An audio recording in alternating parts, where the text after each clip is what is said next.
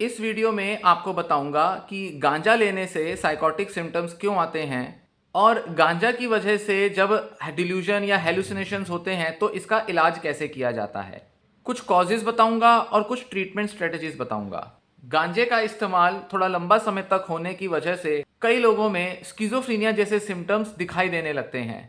Schizophrenia के जो main symptoms इन लोगों में दिखाई देते हैं उनमें होती हैं डिल्यूजन्स, हेलुसिनेशंस या फिर डिसऑर्गेनाइज्ड थिंकिंग और डिसऑर्गेनाइज्ड बिहेवियर। अब क्या कारण होता है कि गांजा लेने की वजह से ये साइकोटिक सिम्टम्स दिखाई पड़ेंगे। पहला एक कारण होता है गांजा में पाए जाने वाला एक केमिकल THC और उसकी पोटेंसी। गांजा मतलब कैनेबिस के अंदर एक केमिकल होता है जिसे कहा जाता है THC मतलब टेट्रा हाइड्रोकैनेबिनॉल। ये ब्रेन के अंदर कैनेबिनॉइड रिसेप्टर्स पर जाकर टारगेट करता है और वहां डोपामिन केमिकल उसके लेवल्स को डिसबैलेंस में ले आता है। मतलब डोपामिन जो कि रिस्पॉन्सिबल है हमारे नॉर्मल थिंकिंग, मोटिवेशन और इमोशनल एक्सपीरियंसेस के लिए, उसमें ज़्यादा डोपामिन अगर सिग्नलिंग देखने में आएगी तो गांजा इस डोपामिन सिग्नलिंग को बढ़ा देता है, मतलब उसके लेवल्स को बढ़ा देता है, जिसकी वजह से डिल्यूजन और हेलुसिनेशन के सिम्टम्स अपीयर कर जाते हैं। तो अगर गांजा का कोई ऐसा वेरिएंट, कोई ऐसा फॉर्म लिया जाए जिसमें कि बहुत ज़्यादा THC की मात्रा मौजूद है, उसके कुछ ऐसे स्ट्रेन्स या उसकी कुछ ऐसी वेराइटीज ज़्यादा मात्रा में मौजूद है, तो उनसे स्किज़ोफ्रेनिया के सिम्टम्स ट्रिगर हो सकते हैं। दूसरा कारण होता है गांजा की डोजेज और उसकी फ्रीक्वेंसी। लंबे समय तक गांजा का सेवन करना, ज़्यादा क्वांटिटी में लेना, बहुत ही अनियंत्रित तरीके से जल्दबाजी में, इम्पल्सिविटी के इम्पैक्ट में गांजा का ज़्यादा इस्तेमाल कर लेना स्किज़ोफ्रेनिया के सिम्टम्स के रिस्क को बढ़ा देता है। एक तीसरा कारण होता है जिसकी वजह से कैनेबिस यूजर्स में साइकोटिक सिम्टम्स आ सकते हैं, और वो होता है जेनेटिक प्रीडिस्पोजिशन, जीन्स का होना। कुछ लोगों के अंदर कुछ ऐसे जीन्स के वेरिएंट्स, एलील्स मौजूद होते हैं जिसकी वजह से जब गांजा लिया जाता है तो वो जीन्स जो हैं वो साइकोटिक सिम्टम्स ट्रिगर कर सकते हैं। इनफैक्ट दो ऐसे जीन्स होते हैं COMT और AKT1। ये दो जीन्स अगर किसी में मौजूद हैं या किसी के फैमिली हिस्ट्री है स्किज़ोफ्रेनिया की, मतलब स्किज़ोफ्रेनिया की फैमिली हिस्ट्री होगी, तो ऐसे में वो जो जीन्स हैं वो तो किसी ना किसी लेवल पर मौजूद होंगे। या अगर फैमिली हिस्ट्री नहीं भी है साइकोटिक डिसऑर्डर्स की, पर फिर भी अगर ये दो या इस जैसे कई सारे दूसरे जीन्स जो कि वैज्ञानिकों ने आइडेंटिफाई किए हैं, अगर ये मौजूद होते हैं तो इनकी वजह से जब कैनेबिस लिया जाएगा, ज़्यादा डोज में लिया जाएगा, तो ये जीन्स ट्रिगर हो जाएंगे और ये साइकोटिक सिम्टम्स पैदा करेंगे। फिर इसी के साथ एक और बड़ा कारण होता है एज। मतलब कि जो युवा होते हैं उनमें साइकोटिक सिम्टम्स डेवलप करने का रिस्क बड़ी उम्र के लोगों के मुकाबले ज़्यादा होता है, क्योंकि युवाओं का मस्तिष्क अभी भी विकसित हो रहा है, ब्रेन डेवलपमेंट चालू है, अभी भी उनकी पर्सनैलिटी, इमोशनल और थिंकिंग की पूरी डेवलपमेंट नहीं हो पाई है। जैसे कि 15, 18, 20, 22, 24 वर्ष के जो लड़के लड़कियां हैं, अगर ये गांजा लेते हैं, ज़्यादा लंबे समय तक लेते हैं, तो इनमें साइकोटिक सिम्टम्स के आने का रिस्क कई गुना ज़्यादा होता है वयस्क लोगों के मुकाबले। मतलब कोई अगर 35-40 की उम्र में अगर थोड़ा बहुत डोज लेगा कैनेबिस का, तो उसमें वो रिस्क उतने नहीं होंगे जितना कि उतनी ही डोज पर अगर कोई 16 साल का लड़का लेता है। तो इसलिए उम्र का बहुत बड़ा फर्क पड़ता है कैनेबिस से आने वाले साइकोटिक सिम्टम्स पर। फिर इसी के साथ एक और बड़ा रीज़न होता है कि पहले से मौजूद होने वाली कुछ मानसिक बीमारियां, जैसे अगर किसी को कोई पर्सनैलिटी डिसऑर्डर है, किसी तरह का डिप्रेशन, एंग्जाइटी की कोई समस्याएं रही हैं, क्योंकि बहुत से लोग ये गांजा तभी लेंगे जब वो मेंटली बहुत परेशान चल रहे होंगे, तो इस वजह से वो किसी इन्फ्लुएंस के कारण ये गांजा लेना शुरू करेंगे। लगेगा कि इसके माइंड पर, ब्रेन पर बहुत अच्छे इफेक्ट्स पड़ते हैं, तो इस वजह से गांजा लेना शुरू किया। तो ऐसे में जब इमोशनली एक पर्सन पहले से ही बहुत ज़्यादा डिस्टर्ब्ड है और इस वजह से वो नहीं समझ पाएगा कि उसको कितना गांजा लेना है, और साथ ही क्योंकि डिप्रेशन, एंग्जाइटी या कुछ दूसरी बीमारियों में भी ब्रेन केमिस्ट्री में कुछ डिस्टर्बेंस मिलती है, तो ऐसे में गांजा की वजह से साइकोटिक सिम्टम्स का आ जाना ये पूरी तरह से संभव होता है। अब यहाँ एक इंटरेस्टिंग चीज़ समझने की है, और वो काफ़ी ज़रूरी चीज़ है समझने की, कि बहुत से लोगों में स्किज़ोफ्रेनिया को लेकर एक प्रीडिस्पोजिशन होती है। जैसे हम कहें कि स्किज़ोफ्रेनिया के जीन्स मौजूद हैं, पेशेंट के अंदर कुछ ऐसे पर्सनैलिटी ट्रेट्स मौजूद हैं जो कि उसे स्किज़ोफ्रेनिया डेवलप करने के लिए प्रीडिस्पोज करते हैं। मतलब उसमें एक टेंडेंसी है कि वो स्किज़ोफ्रेनिया डेवलप कर सकता था, चाहे उसमें जीन्स हो या पर्सनैलिटी ट्रेट्स हो, किसी ना किसी वजह से उसकी थिंकिंग, पर्सनैलिटी में एक तरह का डिस्टॉर्शन मिलता है जिस वजह से ये व्यक्ति अपने आसपास की दुनिया में बहुत अच्छे से एडजस्ट नहीं कर पाता, कम्युनिकेशन इश्यूज होते हैं, थिंकिंग में भी थोड़े अनयूजुअल फैक्टर्स मौजूद होते हैं, तो इस वजह से उसकी एक तरह की पर्सनैलिटी देखी जाती है। अब ऐसा पेशेंट अगर किसी तरह के स्ट्रेस से गुजर रहा है, किसी तरह का उसके साथ नेगेटिव एक्सपीरियंस हुआ, कुछ ट्रॉमा हुआ, किसी तरह से लोगों ने उसका मजाक बना दिया, तो चांस वैसे भी है कि उसके अंदर स्किज़ोफ्रेनिया डेवलप हो सकता था, क्योंकि इसी वजह से कई लोगों में स्किज़ोफ्रेनिया डेवलप होता है। अब स्किज़ोफ्रेनिया कब डेवलप होता ये नहीं कह सकते। अगर ऐसा व्यक्ति कैनबिस मतलब गांजा, वीड ले ले, तो ऐसे में उसका वो साइकोटिक एपिसोड ट्रिगर हो जाता है। मतलब जिस व्यक्ति के चांस बहुत हाई थे ऑलरेडी स्किज़ोफ्रेनिया डेवलप करने के, उसमें स्किज़ोफ्रेनिया के एपिसोड को ट्रिगर करने का बहाना बनता है ये वीड या गांजा। तो इस तरह से हम कहेंगे कि स्किज़ोफ्रेनिया जो कि दबा हुआ था, क्योंकि वैसे भी स्किज़ोफ्रेनिया जो होता है वो बचपन से तो देखने में आता नहीं, वो युवावस्था में ही देखने में आता है। जैसे मान लीजिए वो 19 वर्ष की उम्र में किसी में होता, पर उस व्यक्ति के लाइफ में, उस बच्चे, उस युवा की लाइफ में पिछले 3-4 साल से काफ़ी डिस्ट्रेस चल रहा था, काफ़ी परेशान था, पढ़ाई में भी अच्छी परफॉर्मेंस नहीं हो रही थी, किसी वजह से उसको इन्फ्लुएंस हुई और उसने गांजा लेना शुरू कर दिया। अब शुरू शुरू में थोड़ा बहुत गांजा लिया, पर जैसे जैसे उसका गांजा का सेवन बढ़ता गया उसके साइकोटिक सिम्टम्स ट्रिगर हो गए।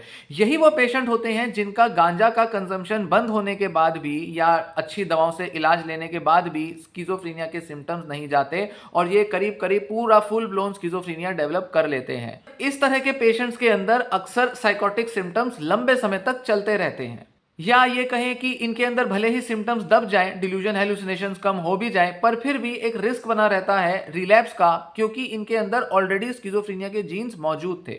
सो ऐसे में हो सकता है कि पहला एपिसोड गांजा लेने की वजह से आया हो और सेकंड एपिसोड लाइफ में किसी और स्ट्रेस की वजह से आया हो। मान लो जॉब नहीं लग रही, शादी नहीं हो रही, पढ़ाई नहीं कर पा रहे, या घर में बहुत सारा तनाव का माहौल है, तो इस वजह से भी रिलैप्स हो सकता है। तो कारण चाहे कुछ भी बने, चाहे गांजा हो या लाइफ में आने वाला कोई दूसरा स्ट्रेस हो, अगर स्किज़ोफ्रेनिया होना था तो वो गांजा के बिना भी हो सकता था। बस कुछ केसेस में वो गांजा एक रीजन बन जाता है साइकोटिक एपिसोड को ट्रिगर करने का। तो ये चीज भी बहुत से पेशेंट्स में देखने में आती है। इसी के साथ कई लोग गांजा के अलावा कई दूसरे ड्रग्स का भी सेवन कर रहे होते हैं। जैसे हो सकता है कि वो सिगरेट बहुत ज्यादा पी रहे हो, शराब भी ले रहे हो, या कोकेन या कुछ और नशा कर रहे हो। तो उन सब अलग अलग ड्रग्स के इम्पैक्ट में भी ब्रेन केमिस्ट्री डिस्टॉर्ट हो सकती है, जिस वजह से साइकोटिक सिम्टम्स का रिस्क बढ़ जाता है। साथ ही जैसा कि मैंने अभी बताया, अगर गांजा भी ले रहे हैं, लाइफ की कंडीशन भी अच्छी नहीं है, स्ट्रेस भी बहुत ज़्यादा है, किसी तरह का ट्रॉमा है, अनएम्प्लॉयमेंट या कुछ दूसरे इश्यूज चल रहे हैं, तो उन स्ट्रेसफुल इवेंट्स के इम्पैक्ट में भी स्किज़ोफ्रेनिया के सिम्टम्स डेवलप हो जाते हैं। मतलब अगर कोई मान लीजिए 6 महीने से गांजा ले रहा था, 6 महीने में तो उसको कुछ ऐसी बड़ी प्रॉब्लम नहीं हुई, पर किसी वजह से उसकी लाइफ में स्ट्रेस आना शुरू हो गया। अब ये जो स्ट्रेस है, इसके इम्पैक्ट में साइकोटिक सिम्टम्स के ट्रिगर होने के चांस ज़्यादा होते हैं। अब बात करेंगे इलाज की। पहला तो इलाज यही है, कैनबिस लेना बंद कर दो। अगर ये पेशेंट गांजा वीड लेना बंद कर देता है तो थोड़े समय में ही काफ़ी सारे साइकोटिक सिम्टम्स कम हो सकते हैं। इनफैक्ट अगर लॉन्ग टर्म मैनेजमेंट करना है इन साइकोटिक सिम्टम्स का, तो उसके लिए पूरी तरह से गांजा लेना बंद करना पड़ेगा। अदरवाइज सिम्टम्स रिलैप्स मारते रहेंगे, किसी ना किसी तरह से कोई ना कोई सिम्टम आता रहेगा, कभी डिल्यूजन आएंगे, कभी हेलुसिनेशन आएंगे, और उसकी वजह से लाइफ क्वालिटी भी बहुत खराब हो जाएगी, जॉब करना, पढ़ाई करना मुश्किल होगा, कई तरह के कॉग्निटिव इंपेयरमेंट के सिम्टम्स आ सकते हैं। तो लाइफ के जो आउटकम्स हैं, मतलब सोशल एडजस्टमेंट या ऑक्यूपेशनल जो भी दूसरे टारगेट्स या गोल्स पेशेंट को अचीव करने हैं, वो नहीं हो पाएंगे अगर वो गांजा लेता रहेगा, क्योंकि गांजा के इम्पैक्ट में उसके साइकोटिक सिम्टम्स बने रहेंगे या रिलैप्स होगा। दूसरा इलाज है एंटीसाइकोटिक मेडिकेशन, क्योंकि साइकोटिक सिम्टम्स का जो इलाज है वो वैसे ही किया जाएगा जैसे स्किज़ोफ्रेनिया में किया जाता है या किसी भी दूसरी साइकोटिक डिसऑर्डर में किया जाता है। और ये जो इलाज है ये डॉक्टर की देखरेख में होता है। कई बार पेशेंट्स को हॉस्पिटल में एडमिट भी करना पड़ता है, क्योंकि हो सकता है पेशेंट बहुत लंबे समय से ले रहा हो गांजा, उसके मेंटल हेल्थ में बहुत ज़्यादा असर आ गए हो, वो शायद लड़ाई मारपीट करता हो, खुद को या दूसरों को नुकसान पहुंचा सकता हो। तो ऐसे में थोड़े टाइम के लिए हॉस्पिटलाइजेशन भी ज़रूरी हो जाती है। साइकोलॉजिकल ट्रीटमेंट्स किस तरह के दिए जा सकते हैं? एक तो होता है कॉग्निटिव बिहेवियर थेरेपी, जो कि किसी भी दूसरे मेंटल डिसऑर्डर में काफ़ी यूज़फुल होती है, जिसमें कि पेशेंट के बिहेवियर्स और उसके थॉट पैटर्न्स को बदला जाता है।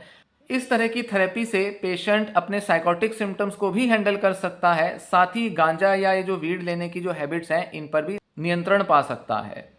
इसी के साथ मोटिवेशनल इंटरव्यूइंग करके एक टेक्नीक होती है जिसकी मदद से पेशेंट को गांजा छुड़वाने के लिए मोटिवेट किया जा सकता है। ये भी जो इंटरव्यूइंग टेक्निक्स होती हैं, ये साइकोलॉजिस्ट या साइकेट्रिस्ट यूज़ करते हैं। इंडिया में मेनली क्लिनिकल साइकोलॉजिस्ट ही इस तरह की मोटिवेशनल इंटरव्यूइंग टेक्निक्स यूज़ कर रहे होते हैं। तो इसकी मदद से भी पेशेंट के अंदर मोटिवेशन जगाई जाती है कि कैसे वो अपने गांजा का इस्तेमाल करने की हैबिट पर कंट्रोल पाए। फिर साथ ही फैमिली थेरेपी बहुत ज़रूरी होती है, क्योंकि पेशेंट के बिहेवियर्स और उसकी इन आदतों का असर पूरे परिवार पर पड़ता है। और परिवार के लोगों के बिहेवियर्स उसके गांजा के यूज़ को लेकर, उसके साइकोटिक सिम्टम्स को लेकर, ये सारे बिहेवियर्स भी कई बार बड़े नेगेटिव हो सकते हैं, जिसकी वजह से फैमिली थेरेपी ज़रूरी होती है। पेशेंट को अगर गांजा छोड़ने में मुश्किल आ रही हो तो वो कुछ ऐसे एनोनिमस ग्रुप्स के साथ जुड़ सकता है, या डॉक्टर्स की किसी टीम के साथ जुड़ सकता है, किसी डे केयर सेंटर का पार्ट बन सकता है, रिहैबिलिटेशन सेंटर में कुछ टाइम एडमिट हो सकता है, या कुछ भी ऐसे ड्रग्स छोड़ने वाले जो कुछ स्पेशलाइज्ड प्रोग्राम्स हैं उनका हिस्सा बन सकता है। सेमिनार्स अटेंड करने होंगे, वर्कशॉप्स अटेंड करनी होंगी। कई अलग अलग तरीके से पेशेंट अपने गांजा वीड की हैबिट को छुड़वा सकता है। कई तरह के लाइफस्टाइल मैनेजमेंट करने होते हैं, मतलब पेशेंट को नई हॉबीज़ डेवलप करनी होंगी, नए तरह के लोगों से दोस्ती यारी करनी होगी, अपनी संगत को बदलना होगा, अपने ऑक्यूपेशन प्रोफेशन पर थोड़ा फोकस ले जाना होगा, अपनी रूटीन को मैनेज करना होगा, अपनी डे टू डे एक्टिविटीज़ में कुछ प्लेजेंट एक्टिविटीज़ ढूंढनी होंगी। क्योंकि स्किज़ोफ्रीनिया में जब नेगेटिव सिम्टम्स आ जाते हैं, मतलब कैनबिस की वजह से चाहे साइकोटिक सिम्टम्स आएँ या फिर स्किज़ोफ्रीनिया ही ट्रिगर हो जाए, दोनों मामलों में देखने में आ सकता है कि पेशेंट को डे टू डे एक्टिविटीज़ में एन्जॉयमेंट नहीं आ रही। तो एन्जॉयमेंट लाने के लिए पेशेंट को कुछ प्लेजेंट एक्टिविटीज़ में इन्वॉल्व होना पड़ता है। अगर पेशेंट खुद नहीं हो पाता तो इसके लिए क्लिनिकल साइकोलॉजिस्ट की मदद ली जा सकती है, क्योंकि थेरेपी की मदद से पेशेंट अगर रेगुलरली अपने सेशंस लेकर अपनी डे टू डे रूटीन को मैनेज करेगा, अपने अंदर इम्प्रूवमेंट लाएगा, अपने थिंकिंग बिहेवियर को चेंज करेगा, तो ऐसे में वो अपने काफ़ी सारे काम पूरे कर पाएगा, एन्जॉय करेगा, इंटरेस्ट लेगा। इस तरह से उसकी लाइफ आगे बढ़ेगी, प्रोग्रेस अच्छी होगी, उसके अंदर रिलैप्स का चांस कम होगा, और ऐसे रिकवरी को कई गुना ज़्यादा बढ़ाया जा सकता है अगर पेशेंट एक ओवरऑल मैनेजमेंट अपनी टारगेट करे। इसीलिए सिर्फ दवाओं पर निर्भर होना ज़्यादातर पेशेंट्स में काम नहीं आता। कुछ पेशेंट्स तो सिर्फ दवाओं से मैनेज हो जाएंगे, कई पेशेंट्स का हो सकता है गांजा भांग लेना कम हो जाए, थोड़े बहुत साइकोटिक सिम्टम्स कम हो जाए, पर पूरी तरह से लाइफ की रिकवरी नहीं हो पाती अगर साइकोटिक सिम्टम्स से होने वाली जो डैमेज है वो काफ़ी ज़्यादा है। इसीलिए पेशेंट को एक रेगुलर थेरेपी लेना ज़रूरी होता है। अगर हम प्रोग्नोसिस की बात करें, मतलब कितना चांस है कि पेशेंट इस बीमारी से बाहर आ जाएगा और साइकोटिक सिम्टम्स चले जाएंगे, तो ये कई सारे फैक्टर्स पर डिपेंड करता है। अब आमतौर पर तो जो भी गांजा भांग लेने की वजह से जो साइकोटिक सिम्टम्स आए हैं, वो गांजा छोड़ने के कुछ समय बाद ही ये सिम्टम्स चले जाते हैं। और अगर एंटीसाइकोटिक दवाइयाँ भी चल रही हैं तो बहुत से पेशेंट्स में तो ये सिम्टम्स पूरी तरह से खत्म हो जाएंगे। पर कुछ ऐसे फैक्टर्स हैं जिनकी वजह से ये सिम्टम्स लंबे समय तक टिके रह सकते हैं और इनका इलाज काफ़ी मुश्किल हो सकता है। और कई सारी सावधानियां भी ऐसे में बरतनी ज़रूरी होती हैं। जैसे ड्यूरेशन ऑफ यूज़, मतलब पेशेंट ने कितने समय तक ये गांजा का सेवन किया था अपना इलाज शुरू होने से पहले। हो सकता है कि इलाज शुरू होने से पहले पेशेंट को कुछ ना कुछ सिम्टम्स आते रहे हों, पर पेशेंट की कंडीशन बहुत बुरी ना रही हो, और जब पेशेंट की कंडीशन बहुत बुरी हो गई तो दूसरे लोगों की भी नोटिस में वो आ गया और ऐसे में इलाज शुरू कराया। तो ऐसे में अगर लंबे समय तक ये गांजा लिया होगा तो इस वजह से ब्रेन केमिस्ट्री के अंदर काफ़ी बड़ा चेंज आ चुका होगा। न्यूरल केमिस्ट्री, ये जो हमारे न्यूरॉन्स के पूरे कनेक्शंस हैं, ये काफ़ी ज़्यादा चेंज हो गए होंगे, जिस वजह से पेशेंट की रिकवरी में भी ज़्यादा समय लगेगा। और इस वजह से ज़रूरी होगा कि पेशेंट पूरी तरह से गांजा लेना छोड़े और उसको लंबे समय तक भी दवाइयाँ दी जा सकती हैं। हो सकता है कि ऐसे पेशेंट्स में पूरी तरह से रिकवरी पॉसिबल ना हो पाए। फिर दूसरा फैक्टर होता है अच्छी या बुरी रिकवरी का, वो होता है सीवियरिटी ऑफ सिम्टम्स। अगर पेशेंट के अंदर बहुत ज़्यादा सिम्टम्स हैं, पेशेंट को स्किज़ोफ्रीनिया हो चुका है, पेशेंट के अंदर कॉग्निटिव इम्पेयरमेंट आ गई है, थिंकिंग एबिलिटीज़ काफ़ी ख़राब हो गई हैं, पेशेंट के अंदर अपनी डे टू डे लाइफ को मैनेज करने की क्षमता नहीं रही, उसके अंदर अपनी पढ़ाई करने की, अपना जॉब करने की एबिलिटी बहुत कम हो चुकी है, पेशेंट दूसरों पर डिपेंडेंट हो गया है, मतलब पेशेंट के अंदर काफ़ी ज़्यादा डिसेबिलिटी आ गई है अपने साइकोटिक सिम्टम्स या स्किज़ोफ्रीनिया के सिम्टम्स की वजह से। तो ऐसे मामलों में भी पूरी रिकवरी तो मुश्किल है शायद, और पेशेंट को लंबा इलाज भी लेना पड़ेगा। हो सकता है कि पेशेंट के कुछ सिम्टम्स तो काफ़ी अच्छे से मैनेज हो पाएँ, पर कई सारे सिम्टम्स को पूरी तरह से दूर करना शायद मुश्किल हो जाए। तो ऐसे में भी प्रोग्नोसिस थोड़ा ख़राब होता है, मतलब पेशेंट को सुपरविजन में रहना पड़ेगा, लंबा इलाज लेना पड़ेगा, और हो सकता है कि पेशेंट थोड़ी स्लो रिकवरी दिखाए। साथ ही बुरे प्रोग्नोसिस का एक और रीज़न होता है कि अगर पेशेंट ने बहुत ज़्यादा डोज में कैनबिस लिया होगा, पहले था लंबे समय तक लिया है। दूसरा कारण है कि अगर उसने ज़्यादा डोज में लिया है या उसकी फ्रीक्वेंसी बहुत ज़्यादा रही है, रोज़ लेता था। कुछ पेशेंट्स हफ्ते में 1 या 2 बार लेते थे, थोड़े बहुत सिम्टम्स आए, दवा लेने से ठीक हो गए, गांजा वीड छोड़ने से दूर चले गए। आसान है मैनेजमेंट और पेशेंट जल्दी रिकवर करता है। पर एक पेशेंट है जो ऑलमोस्ट डेली ले रहा है ये गांजा, ज़्यादा डोज में ले रहा है, जो टीएचसी की उसके अंदर जो परसेंटेज है वो बहुत ज़्यादा है, मतलब उसको नशा बहुत ज़्यादा होता है। ज़्यादा बड़ा असर लाने के लिए पेशेंट ने ज़्यादा पोटेंसी का गांजा यूज़ किया। इस वजह से पेशेंट के अंदर ब्रेन में जो चेंजेस आए हैं वो काफ़ी बड़े और काफ़ी परमानेंट से चेंज हो सकते हैं, जिसकी वजह से हो सकता है कि पेशेंट पूरी तरह से रिकवर ना कर पाए।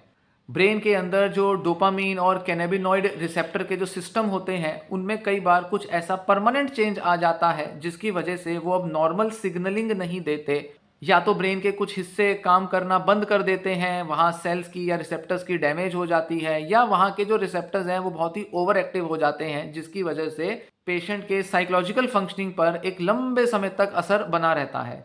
यही वजह होती है कि क्यों गांजा और वीड लेने के लिए मना किया जाता है। भाई युवा है, मस्ती चाहिए, दोस्ती यारी में देखा देखी में कर लिया, सब लोग लेते हैं, मैंने भी ले लिया तो क्या बड़ी बात है, कोई इतना बड़ा रिस्क नहीं है, थोड़ा बहुत तो सभी लेते हैं, माइंड की अच्छी फंक्शनिंग के लिए लेना ज़रूरी होता है। ये जितने भी एटीट्यूड्स होते हैं युवाओं में, यही कारण बनते हैं कि कई बार ये गांजा ज़्यादा ले लिया जाता है और इसके दुष्परिणाम, इसके जो बुरे हार्मफुल इफेक्ट्स हैं उनको नज़रअंदाज करके जब एक युवा ये ड्रग्स लेता है तो इसके लॉन्ग लास्टिंग इफेक्ट्स अपने अंदर एक्सपीरियंस कर सकता है, जिसमें हो सकता है बाद में उसमें वो सेंस ही ना रहे समझने की कि उसने ये किया क्या खुद के साथ। इसीलिए ये गांजा लेने के लिए मना किया जाता है। अब ये बहुत कॉमन सेंस और सिंपल सी बात है, जो लोग समझ जाएं अच्छी बात है, जो ना समझें वो फिर इस तरह के कुछ ना कुछ दुष्परिणाम भोग सकते हैं। बेटर यही है कि इसके लिए ज़्यादा से ज़्यादा जागरूकता रखी जाए, और अगर किसी ने ये चीज़ें एक्सपीरियंस की हैं तो बाकी लोगों को इसके बारे में बताएं, क्योंकि आज के टाइम में बहुत ज़्यादा रिसर्च हो रहा है कैनबिस और स्किज़ोफ्रेनिया के कनेक्शन पर। यूरोप अमेरिका में गांजा वीड वगैरह लेने को लेकर बहुत ज़्यादा लोगों में खुलापन आ चुका है। इस वजह से लगता है कि अगर अमेरिका का बंदा ले रहा है, यूरोप का बंदा ले रहा है, इंटरनेट पर पढ़ लिया कि कैसे सेफली इसको लिया जा सकता है, कई चीज़ें देखा देखी में कर ली, इंस्पिरेशन ले ली और इस चक्कर में उलझ जाते हैं। लगता है कि जब अमेरिका के लोग करते हैं तो हम भी कर लेंगे तो क्या बड़ी बात है। थोड़ा बहुत साइंस वगैरह, थोड़ी उसकी केमिस्ट्री के बारे में पढ़ लिया, शुरू में तो लगेगा कि हाँ जी हम हर चीज़ बड़े हिसाब से कर रहे हैं, पर कब इसका मिसयूज़ हो जाए, कब आप मल्टीपल सब्सटेंसेस यूज़ करने लगो, कब आपकी मेंटल हेल्थ की ख़राब कंडीशन की वजह से आपके अंदर साइकोटिक सिम्टम ट्रिगर हो जाए, या आपको पता ही नहीं है कि आपके अंदर जीन्स किस तरह के हैं, तो हो सकता है वो जो जेनेटिक वल्नरेबिलिटी है उसकी वजह से साइकोटिक सिम्टम्स ट्रिगर हो जाएं। आपको नहीं पता कि आपकी ब्रेन केमिस्ट्री आपके जेनेटिक लेवल पर क्या चीज़ें काम कर रही हैं, इसीलिए रिस्क बना रहता है साइकोटिक सिम्टम्स डेवलप होने का। तो बेस्ट से बेस्ट तो यही है कि मत लो। अब जो समझ गया अच्छी बात है, जो नहीं समझा उनमें से कुछ लोगों को ये सारे साइकोटिक सिम्टम्स एक्सपीरियंस करने पड़ते हैं, तो अब इलाज लेना ही पड़ेगा। ये डिस्कशन थोड़ा ब्रीफ रखूंगा, इस तरह की और चर्चा आगे की वीडियोस में करूंगा। इस पर बहुत सा क्योंकि रिसर्च हो रहा है तो बड़ी सारे इंसाइट्स इसमें वैज्ञानिकों ने खोजी हैं, कभी फुर्सत से डिस्कस करूंगा। ये वीडियो यहीं समाप्त होती है। धन्यवाद।